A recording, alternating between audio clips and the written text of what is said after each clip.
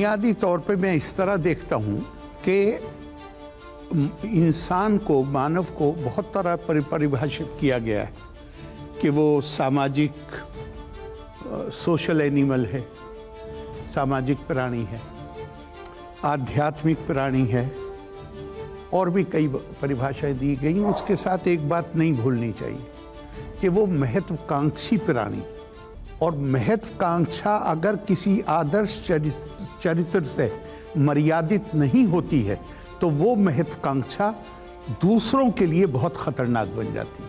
लेकिन हम भारतीय हैं तो हमें भारतीय संस्कृति को समझने का प्रयास करना ही पड़ेगा। हमारी संस्कृति इंसान के अंदर, इंसान नहीं अकेले, जानवर और चिड़िया के अंदर भी, पेड़ के अंदर भी आत्मा को देखती है, जिसका मतलब है उसका भी शोषण करने का अधिकार हमको नहीं है। तो मैं अगर बस इंसानों में और उनमें फर्क इतना है कि वहां ये मानते हैं कि वहां चैतन्यता की कमी है, तो इंसानों में मुझे हर किसी के अंदर आत्मा के रूप में मुझे दिव्यता नजर आती है। जो चीज हमारे यहाँ किताबों में है, जो ग्रंथ हैं उनके अंदर है, उसका अगर मूर्ति रूप कोई है इस देश में तो वो भगवान श्री राम। যে অনুষ্ঠানের ক্লিপিংস আপনাদের শুনিয়ে আজকের এই অনুষ্ঠান শুরু করলাম, সেটা TV9 ভারতবর্ষের একটি 5 এডিটর্স অনুষ্ঠান হয়। তার সঙ্গে কোনো গেস্ট থাকে। যে গেস্টকে আপনারা দেখলেন হয়তো অনেকেই ওনাকে চেনেন, জানেন, অনেকেই হয়তো চেনেন না বা জানেন না, অসুবিধা নেই, তাতে জেনে নিতে পারেন। প্রাক্তন পলিটিশিয়ান, অধুনা রাজ্যপাল, নাম আরিফ মোহাম্মদ খান। নিশ্চয়ই অনেকে চেনেন। হ্যাঁ, ধর্মে মুসলমান, একজন মুসলিম মানুষ, প্রকৃত বিদ্বান, জ্ঞানী, পলিটিক্যাল ক্যারিয়ারে থাকা এবং তার পরবর্তী ক্ষেত্রে পলিটিক্স মানে সোজাসুজি পলিটিক্স ছেড়ে দেওয়ার পরেও বিভিন্ন বিষয়ক পড়াশোনায় নিজের আভ্যন্তরীণ শ্রীবৃদ্ধি করে তিনি সমগ্র ভারতবর্ষের মূল যে বৈচিত্র্যের মধ্যে ঐক্য, তাকে সঠিক দিশা দেওয়ার সর্বক্ষেত্রে চেষ্টা করেন। যার ফলে মাননীয় আরিফ মোহাম্মদ খানের দেওয়া রাম মন্দির প্রতিষ্ঠা হওয়ার আগে এই অনুষ্ঠান অবশ্যই কার্সি TV9 ভারতবর্ষকে আমার তরফ থেকে এবং শাম্ভবী অ্যাস্ট্রোর তরফ থেকে এরকম একটি মহামূল্যবান অনুষ্ঠান শোনার জন্য। এবং সেখান থেকেই মাননীয় আরিফ মোহাম্মদ খানের একটা ক্লিপিংস আপনাদের শোনালাম, যে রাম অর্থে উনি কি অনুধাবন করেছেন। অর্থাৎ মনুষ্য জীবন যাপনের প্রকৃত যদি আদর্শ কোথাও আমাদের খুঁজতে হয়, কিংবা কাউকে আদর্শ রূপে আপনাকে আমাকে বেছে নিতে হয়, তাহলে মাননীয় আরিফ মোহাম্মদ খানের ভাষায় বলতে গেলে বলতে হয় যে তিনিই হচ্ছেন ভগবান শ্রীরাম। দেখুন, এই অনুষ্ঠান আমার গত 22শে জানুয়ারি রাম মন্দির প্রতিষ্ঠা দিবসের আগেই করার ইচ্ছা ছিল, কারণ এই যে ক্লিপিংস আপনাদের দেখানো হলো সেটা তার আগে। কিন্তু আমি নানাবিধ কারণে এই অনুষ্ঠানটি আপনাদের সামনে উপস্থিত করতে পারিনি। কিন্তু আজকে আগত 17ই এপ্রিল চৈত্র শুক্ল নবমী তিথিতে, যেদিন রামচন্দ্রের জন্ম হয়েছিল অযোধ্যা নগরীতে, মহারাজা দশরথ এবং রানী কৌশল্যার গর্ভ থেকে স্বয়ং ভগবান বিষ্ণু তার 7ম অবতার রামচন্দ্র রূপে জন্ম নিয়েছিলেন। সেই নবমী তিথি, চৈত্র শুক্ল নবমী তিথি, রামচন্দ্রের রাম নবমী তিথির প্রাক্কালে আপনাদের উপহার দেওয়ার জন্য এই অনুষ্ঠানটি আমি করার জন্য মনস্থির করেছি এবং তার উপস্থাপনা আপনাদের কাছে আজকে করতে চলেছি। তার কারণ ভারতবর্ষের বর্তমানে এই যে বৈচিত্র্যের মধ্যে ঐক্য, তার নানাবিধ কারণে সেখানে আমাদের আভ্যন্তরীণ এবং বাহ্যিক জিওপলিটিক্যাল যে এবং সোশিও ইকোনমিক্যাল যে ইফেক্ট সারা বিশ্ব সংসারকে পরিচালনা করছে, তার জন্যও কিন্তু আমাদের মধ্যে প্রকৃত সৌভ্রাতৃত্ব, বৈচিত্র্যের মধ্যে ঐক্য আমাদের যে মহান আমাদের ভারতবর্ষে আছে, তাকে কলুষিত করা না, তাকে অ্যাকচুয়ালি কলুষিত করার পথে এবং সর্বদা যাতে আমরা ধর্মকে কেবলমাত্র পুজো অর্চনা মন্ত্র জপ কিংবা স্বীয় স্বীয় ধর্মের সাপেক্ষে সেই ধরনের ক্রিয়াকলাপেই খালি ধর্মটাকে আমরা বুঝি, এটাকে বোঝানোর একটা তীব্র প্রয়াস আভ্যন্তরীণভাবে ভারতবর্ষের মধ্যে থেকে এবং আন্তর্জাতিকভাবেও, যেহেতু ভারতবর্ষ ক্রমাগত উন্নতিগামী অন্যতম একটা শ্রেষ্ঠ দেশের দিকে এগোচ্ছে, অন্তত আর্থসামাজিক পরিপ্রেক্ষিতে, সেখানে ভারতবর্ষকে পিছনে ফেলার জন্য এটা একটা গভীর ষড়যন্ত্রমূলক প্রয়াস বলে আমার ব্যক্তিগত স্তরে মনে হয়। যার ফলে আমি মাননীয় আরিফ মোহাম্মদ খানের এই উক্তিটি প্রায় 3 মাস ধরে, 2 মাসের ওপর সময় ধরে আমার হৃদয়ে রেখে দিয়েছিল। তার কারণ মাননীয় আরিফ মোহাম্মদ খানের আরও ক্লিপিংস দেখাবো ওই একই অনুষ্ঠানের আপনাদের। ওখানে মাননীয় আরিফ মোহাম্মদ খান বলছেন, আচ্ছা শুনেই নিন ক্লিপিংসটা।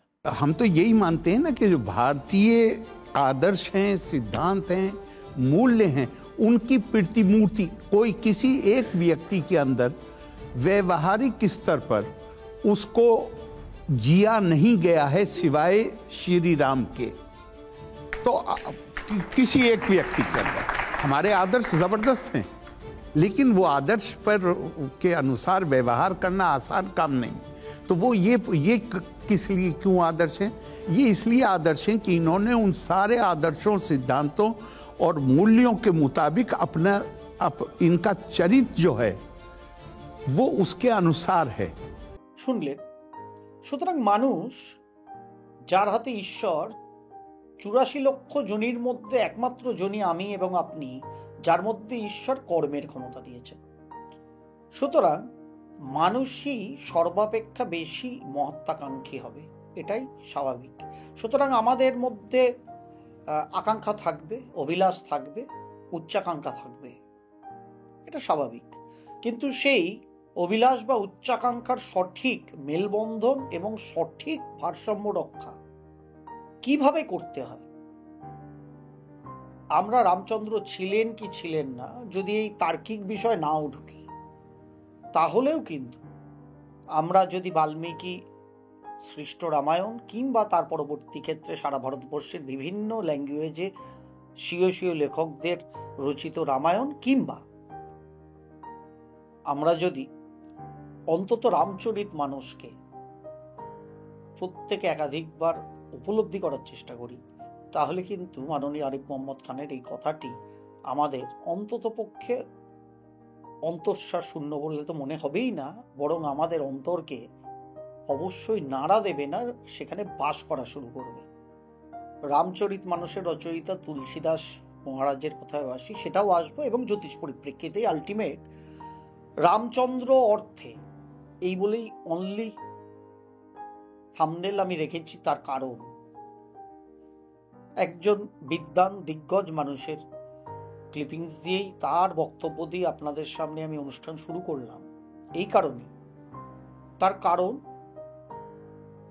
সর্বধর্ম সমন্বয়ের ভারতবর্ষের যে মেলবন্ধন, সেটাকে আজকে প্রকৃত রূপে, কেবল কথার কথায় না, প্রকৃত আত্মস্থ করে তাকে প্রস্ফুটিত করার, প্রকৃত কুঁড়ি থেকে ফুল করে ফোটানোর জায়গায় কিন্তু আপনাকে আমাকে আসতে হবে।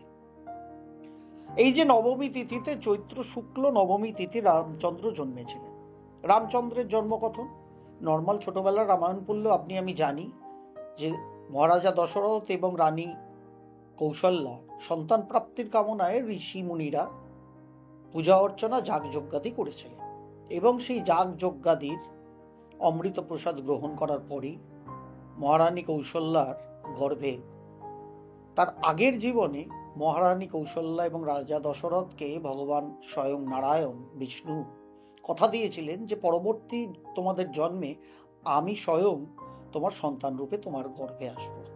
সুতরাং সেই কৃপা ঋষি মুনিদের দ্বারা কৃত প্রকৃত আধ্যাত্মিক কর্মের দ্বারা মহাপ্রসাদ রূপে অমৃত প্রসাদ গ্রহণ করার পর মহারানী কৌশল্যা প্রভু নারায়ণকে তার সপ্তম অবতার রামচন্দ্র রূপে তার গর্ভে ধারণ করেন এবং এই চৈত্র শুক্ল নবমী তিথিতে তাকে তিনি ভূমিষ্ঠ করেন।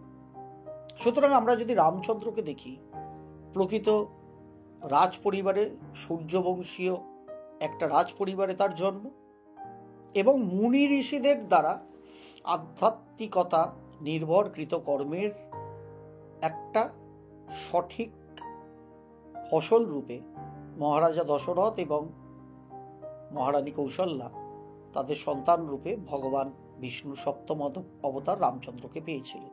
সুতরাং আমরা নর্মাল কথায় বলতেই পারি যে একদিকে তো রাজঘরানা সূর্যবংশীয় তেজ, যেটা তেজের প্রতীক, সমগ্র সৃষ্টির প্রতীক, আবার একদিকে ঋষি মুনিদের যারা কৃতযজ্ঞের মহাপ্রসাদে প্রাপ্ত বলে বলা যেতে পারে ঋষি মুনিদের দ্বারা তিনি ঋষিজীবীও বটে, তাই না? কৃষিজীবীর মতো তিনি ঋষিজীবী।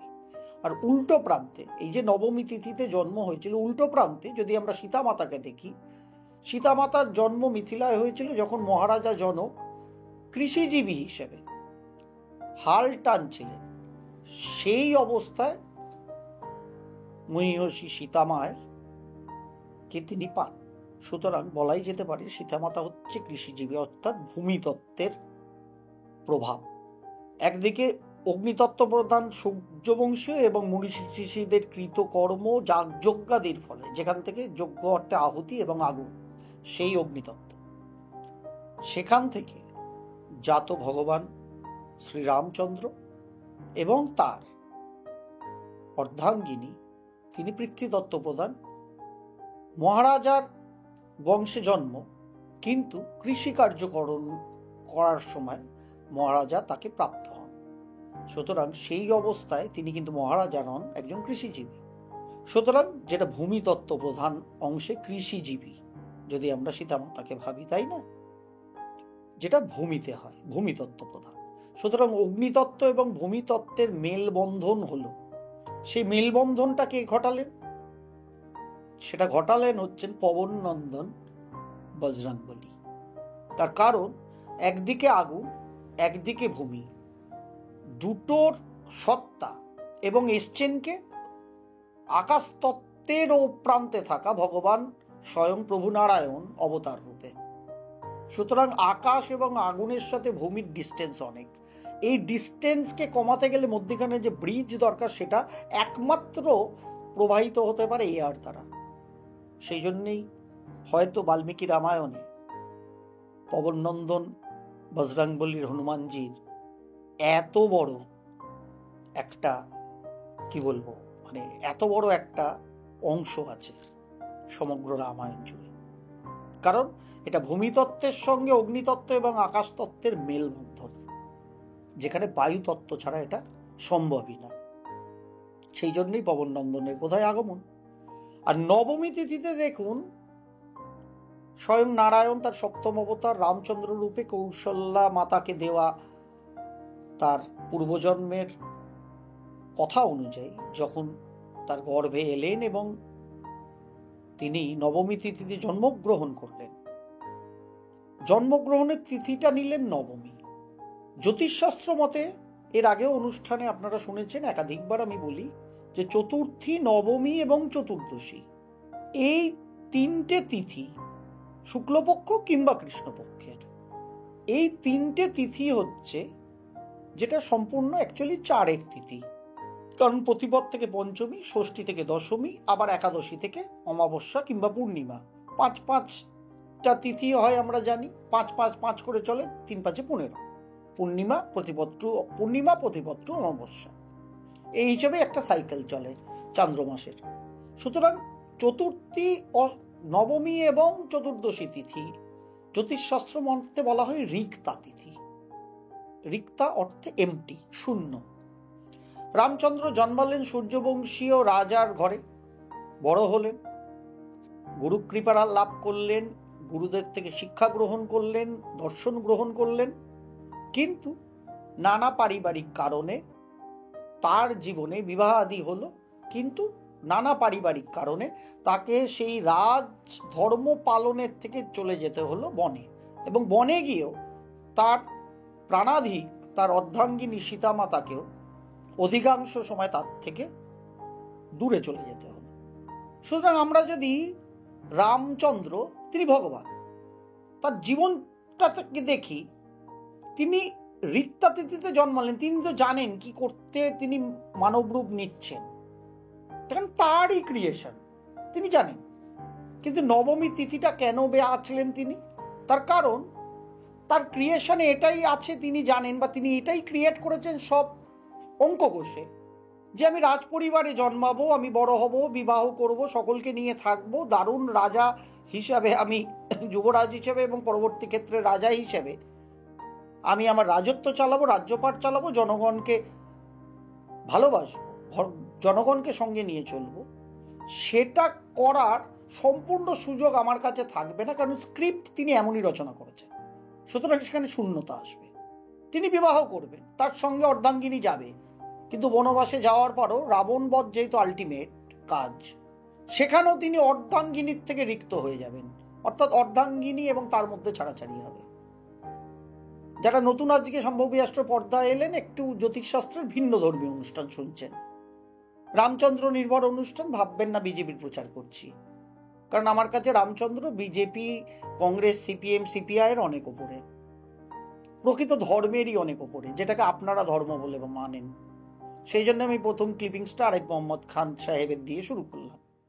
আগত নতুন বাংলা বছরের উপহার স্বরূপ 2024-এর 10 এপ্রিল থেকে 19 এপ্রিল পর্যন্ত মাই সোলমেটের যে কোনো সাবস্ক্রিপশন প্ল্যানের উপর পেয়ে যাবেন 20% অফ। তাই আর দেরি না করে এক্ষুনি রেজিস্টার করুন মাই সোলমেটে। যদি মনে করেন যারা নতুন এসছেন দর্শক মন্ডলী, তারা প্লে লিস্টে গিয়ে শ্রী রামচন্দ্রের জন্মবৃত্তান্ত এবং জন্মছক নিয়ে দুটি এপিসোড এই সম্ভবী রাষ্ট্রের পর্দায় বছর দেড়েক দুয়েক আগেই করা আছে। আপনারা সেগুলো পরবর্তী ক্ষেত্রে এই অনুষ্ঠান সুন্দর করে শুনে নিতে পারেন, আশা করি ভালো লাগবে।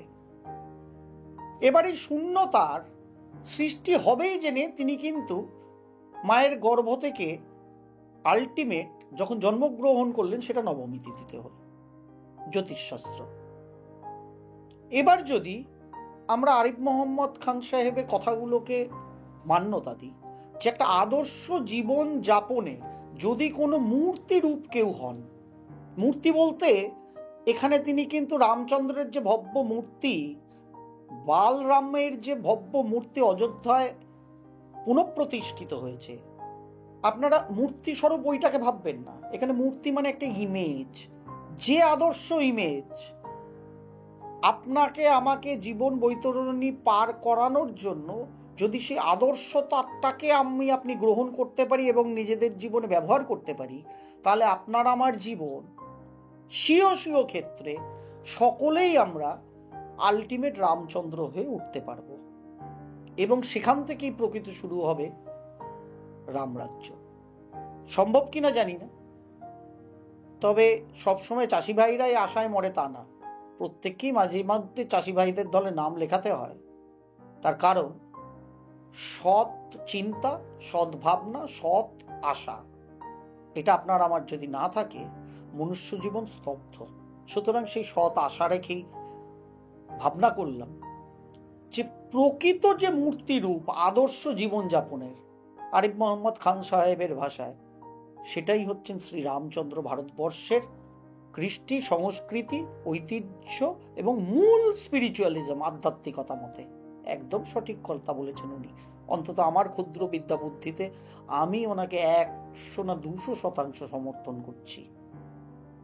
তার কারণ আমরা যদি রামচরিত মানসে তুলসীদাসজি মহারাজের কথা ভাবি, সেখানে উনি রামচন্দ্র সম্পর্কে বলতে গিয়ে আপনার আমার মতো সাধারণ মানুষ, কারণ উনিও তো মহাভক্ত ছিলেন রামচন্দ্রের এবং পবননন্দন প্রভু হনুমানজির, উনি বলতে গিয়ে বলছেন, কখনো কখনো রামচন্দ্রের প্রতি আমরা চাতক পাখির দৃষ্টিতে চেয়ে থাকি।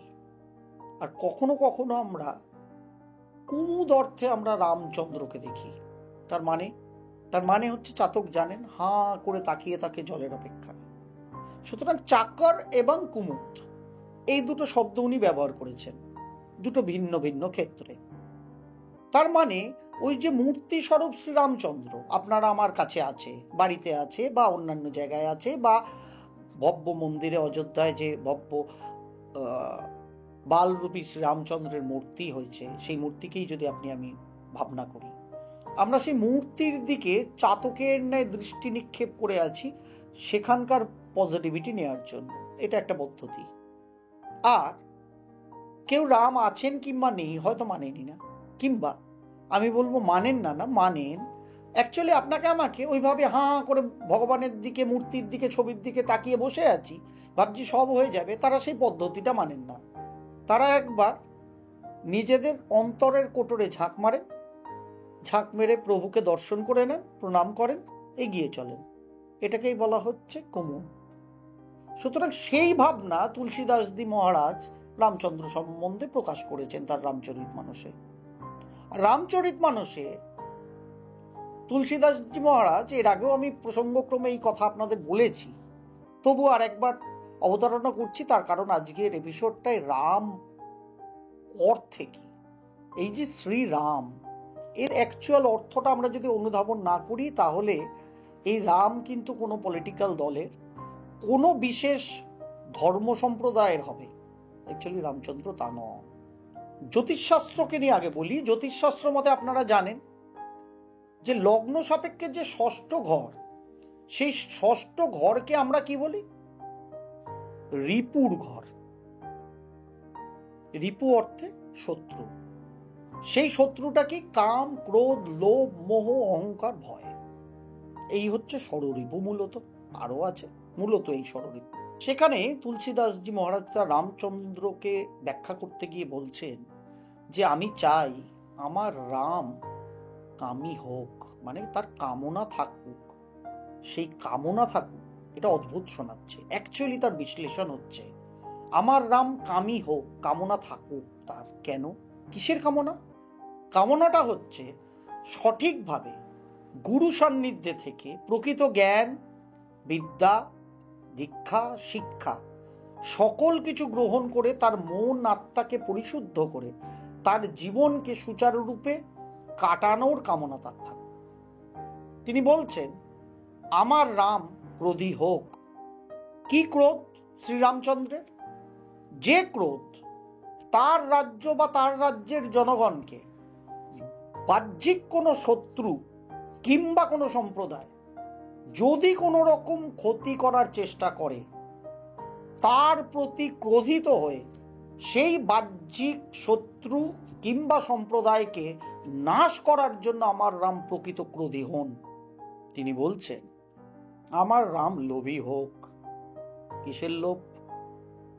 যে সমগ্র অযোধ্যার মহারাজ রূপে কেবল বিরাজমান হওয়া না, যেন প্রত্যেকটা অযোধ্যাবাসী যে কোনো জাত, ধর্ম, বর্ণ নির্বিশেষে যেন মনে করেন সমগ্র অযোধ্যার প্রত্যেকটা, কেবলমাত্র রাজ সিংহাসনে মহারাজ বসে নেই, প্রত্যেকটা ঘরে, প্রত্যেকটা অঞ্চলে, প্রত্যেকটা বাড়িতে একজন করে অযোধ্যার মহারাজ আছেন। অর্থাৎ তাদের জীবনটা এতটা সচ্ছল, সুন্দর, পারস্পরিক মেলবন্ধনে সেই রাজত্বে চলুক, যাতে প্রত্যেকটা মানুষের ভাব ভালোবাসা এবং প্রত্যেকটা মানুষের সঙ্গে রাজ পরিবার এবং রাজার যে পারস্পরিক সম্পর্কের বন্ধন, তার লোভে আমার রাম লোভী হোক। আগত নতুন বাংলা বছরের উপহার স্বরূপ 2024-এর 10ই এপ্রিল থেকে 19শে এপ্রিল পর্যন্ত মাই সোলমেটের যে কোনো সাবস্ক্রিপশন প্ল্যানের উপর পেয়ে যাবেন 20% অফ। তাই আর দেরি না করে এক্ষুনি রেজিস্টার করুন মাই সোলমেটে। তিনি বলছেন আমার রামের মোহ তো থাকবেই, রামচন্দ্রের মোহ। কিসের মোহ? সেই মোহ হচ্ছে এই পারস্পরিক জনমানসকে নিয়ে এমন একটা ভাবে সমগ্র তার রাজ্যের রাজত্বকে চালানো, সেইটাকে কত ভালো থেকে ভালোয় ক্রমাগত নিয়ে যাওয়া যায়, তার মোহ। তারপরে আসে ভয়। তিনি বলছেন আমার তার মধ্যে ভয়ও থাকবে, কারণ তিনি নররূপী নারায়ণ। সেই ভয় কিসের? নিজের সিংহাসন হারানোর ভয় না, তাহলে তিনি বনবাসে চলে যেতেন না। তার পত্নী ত্যাগ হয়ে গেছে, তা সত্ত্বেও তিনি বিচলিত না হয়ে তার অন্তরাত্মার অবিচ্ছেদ্য অঙ্গকে, রাবণকে বধ করে ফিরিয়ে আনার প্রণে তিনি একনিষ্ঠভাবে থাকতেন না। তার ভয় কিসে? তার নিজের রাজত্বের সকল জনমানসের মধ্যে কোনো রকম বিদ্বেষ, বিভেদ, ক্লেশ কোনোভাবে যেন না থাকে, এবং তিনি প্রকৃত যাকে রাজধর্ম, মনুষ্য ধর্ম বলে, সেখান থেকে যেন তিনি কখনো চ্যুত না হন। এবং সেই রাজধর্ম পালন করতে গিয়ে সীতামাতার অগ্নির ওপর দিয়ে অগ্নি পরীক্ষা দেওয়াকে অনেকে অনেক বাঁকা নজরে, বাঁকা চোখে দেখেন। অ্যাকচুয়ালি ব্যাপার হচ্ছে, আমাদের মধ্যে ভাবনার গলদ আছে তো অনেক কিছু, আমরা অনুধাবন না করে আপাতভাবে সোশ্যাল মিডিয়ার যুগে এটা আরো বেড়ে গেছে। যদি সীতামাতাকে রামচন্দ্র ভালোই না বাসতেন, তাহলে রাবণকে বধ করে সীতামাতাকে ফেরানোর জন্য এত ক্লেশ কেন রামচন্দ্র উঠিয়েছিলেন? কেন সীতামাতাকে ফেরানোর জন্য প্রভু মা ভগবতীর সেই দিব্য শক্তিকে আহ্বান করেছিলেন, যেটা অকালে করেছিলেন আশ্বিন, যার ফলে অকাল বোধন, আমরা যে মূলত বাঙালিরা দুর্গাপুজো পাঠ করি, সেটা তো অকালেরই করি, শ্রী রামচন্দ্রের কৃত। আমরা রামচন্দ্র মানি না, কিন্তু দুর্গাপুজোয় মহাসমারোহে আনন্দ করি। অদ্ভুত দ্বিচারিতা আমাদের মধ্যে। তখন আমরা ওটাকে অর্থনীতি বলি, ওটাকে সমাজনীতি বলি, ওটাকে আধুনিকতার মোড়কে একটা উৎসব বলি। দ্বিচারিতা শেষ নেই বাঙালি জাতির মধ্যে আজকে। তা উনি অকালেই সেই দেবী শক্তিকে আহ্বান করেছিলেন, তার অন্তরাত্মার মূল যে অংশ, সেই তার সহধর্মিণী সীতামাতাকে উদ্ধারের জন্য। কেন নিতে গেলেন এত ক্লেশ যদি তার ভালোবাসা নাই থাকে? নেয়ারই প্রয়োজন ছিল। তার কারণ, এটাও তার ভয়ের অংশ, তুলসীদাসজি মহারাজের ভাষা। তার কারণ, এটা একজন রাজার ধর্ম নয়, একজন প্রকৃত স্বামীর ধর্ম। তার স্ত্রীকে রক্ষা করা, তার স্ত্রীকে সঠিকভাবে সঠিক দিশায় নিয়ে যাওয়া। আবার এটাও রাজধর্ম, রাজ্যের মানুষকে সঠিক দিশায় রাখার জন্য, রাজধর্ম পালনের জন্য সেই জনগণের কথা শোনাও। সেখানে সীতামাতার প্রতি আস্থা তার এতটাই ছিল যে তিনি জানতেন সীতামাতা এতটাই নিষ্কলঙ্কিত যে তাকে অগ্নিদেব স্পর্শ করতে পারবেন না। সেই জন্য তিনি তাকে আদেশ করেছিলেন মহারাজা হিসাবে, স্বামী হিসাবে নয়।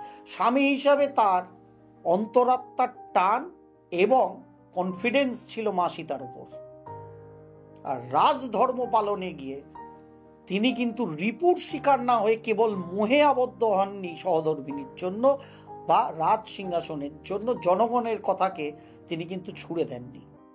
এর জন্যই কাম, ক্রোধ, লোভ, মোহ, ভয়, এইটা আমার রামের মধ্যে থাকুক, এটা কিন্তু তুলসীদাসজি মহারাজ বলেছেন। যে কাম, ক্রোধ, লোভ, মোহ, ভয় আপনার আমার জ্যোতিষশাস্ত্র নিয়ে আমি যখন আলাপ আলোচনা করি, যার ষষ্ঠ ভাব থেকে আসে। সুতরাং আপনার আমার জন্মছকের ষষ্ঠ ভাব, আমরা বলি কি লগ্নের ষষ্ঠ ভাব। তা লগ্নটাকে আপনি আমি, তার ষষ্ঠ ভাবকে যদি আপনি আমি জয় করতে পারি, তাহলে তুলসীদাসজি মহারাজ বলুন আর আধুনিক কালের আরিফ মোহাম্মদ খান সাহেবই বলুন, তাদের যে আদর্শ চরিত্র, জীবনযাপনের যে আদর্শ দিশা, সেটাই হচ্ছেন ভগবান শ্রীরাম। এর সঙ্গে ধর্মের কোনো বিভেদ তো নেই। প্রকৃত সব ধর্মের সমন্বয়ে হচ্ছেন আমাদের ইতিহাস, আমাদের কৃষ্টি, আমাদের সংস্কৃতি, যেটা ভারতের সংস্কৃতি কৃষ্টি। তার মূল যদি কোনো প্রতিভু, কোনো ক্যারেক্টার থেকে থাকেন, তিনি হচ্ছেন ভগবান শ্রীরাম। যার জন্মতিথি এই 2024 17 এপ্রিল ইংরাজির চৈত্র নবমী তিথি পুণ্যতিথিতে কেবল পুজো অর্চনা করে আপনি বড় রাম ভক্ত হলেন। এবার আপনি ওই চাকর অর্থাৎ চাতকের মতো নিজেকে অ্যাপ্লাই করবেন, না কুমুদ স্বরূপ আপনি অন্তর্মনের গভীরে অবশ্যই পুষ্প প্রদান করবেন, ধূপ ধুনাদি দেখাবেন, পুজো করতেই পারেন, আমার কোনো আপত্তি নেই তাতে। নৃত্য করবেন শুধু রামনবমীর তিথিতে কেন? তার কারণ আপনার ভেতরে স্বয়ং নারায়ণ রাম যে আপনাকে আমাকে পরিচালনা করছেন, তিনি যেন সেই সন্তুষ্টি প্রাপ্ত হয়, না তার থেকে আমরা যেন প্রকৃত আদর্শটা গ্রহণ করে নিজেদের জীবনকে সার্বিক সন্তুষ্টি প্রদান করতে পারি, সেই ভাবনা নিয়ে আমার মনে হয় রামনবমী পালন এবং প্রকৃত শ্রীরাম অর্থে কি আমি যেটা মনে করি আমার ক্ষুদ্র বিদ্যা বুদ্ধি খুব সামান্য এইসব বিষয়ক পড়াশোনা, অবশ্যই সব নির্ভর পড়াশোনার পেছনে আমি জ্যোতিষ শাস্ত্রের ব্যাখ্যাকে খুঁজে পাওয়ার চেষ্টা করি। তাই তুলসীদাসজি মহারাজের ভাবনা থেকে আমি জ্যোতিষশাস্ত্রের ষষ্ঠ ভাবের কাম ক্রোধ লোভ মোহ অহংকার ভয়ের কথা নিয়ে আপনাদের একযোগে সংমিশ্রণ ঘটিয়ে বিশ্লেষণ করলাম। আমি জানি না কতজন মানুষ এই অনুষ্ঠান কতক্ষণ ধরে শুনবেন বা দেখবেন। যদি একটু প্রকৃত ধর্মচেতনা, যেটা কোনো ফুল বেলপাতা পুজো কোনো হিন্দু মুসলিম খ্রিস্টান জৈন শিখের আঙ্গিকে নয়, কারণ ধর্ম প্রকৃত আধ্যাত্মিকতা সায়েন্স বিয়ন্ড সায়েন্স আর নর্মাল ভার্চু, আপনি আমি যেটা নর্মাল ধর্ম হিসাবে ভাবি সেই ধর্মের অনেক ওপরে। সেই ভাবনা নিয়ে যদি এই অনুষ্ঠান শোনেন জানেন এবং আমার মনে হয় নিজেরাও অ্যানালিসিস করে একটু সুচিন্তিত মতামত কমেন্ট বক্সে দেন, তাহলে আমরা শ্রী রামচন্দ্রকে নিয়ে আরও একটু অ্যানালিটিক্যাল দিকে অ্যাস্ট্রোলজিক্যাল ওয়েতে যেতে পারি।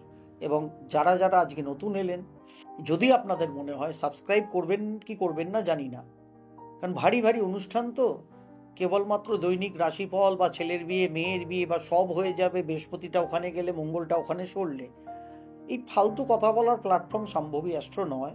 যার ফলে আমার কালকে 1 লাখ দর্শক আর কোনো অনুষ্ঠান আপলোড করলে দেখে মাত্র 2000-4000, ওরকম দর্শক প্রকৃত আমার সম্ভবী অ্যাস্ট্রো নয়, আর আমার দরকারও নেই।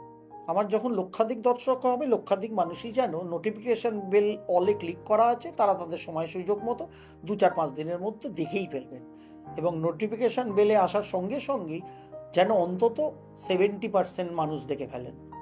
সেই দর্শকই আমার কামনা, আমার রামচন্দ্রের কাছে ভেতরে ঝাঁক মেরে তাই কামনাই করছি সম্ভবী অ্যাস্ট্রো এবং আমার জন্য কৌশিক কাশ্যপের জন্য। আপনাদের উদ্দেশ্য তাই কামনাই করি প্রভুর চরণে। সকলে ভালো থাকুন, সকলকে ভালো রাখুন, অন্য মানুষকেও এই অনুষ্ঠান শেয়ার করতে পারেন ধর্মের ওপরে থেকে, রাজনীতির ওপরে থেকে। যদি মনে করেন তাতে কোনো অসুবিধা আপনার আমার নেই, অসুবিধা থাকার বোধহয় কোনো কথা নেই। সকলে ভালো থাকুন, সকলকে ভালো রাখুন। শ্রী রামচন্দ্র প্রভুর চরণে আমার শত সহস্র কোটি প্রণাম এবং আমার দর্শক মণ্ডলীর চরণেও শত সহস্র কোটি প্রণাম সহ আজকের অনুষ্ঠান এখানেই বিরাম দিচ্ছি। প্রণাম, নমস্কার।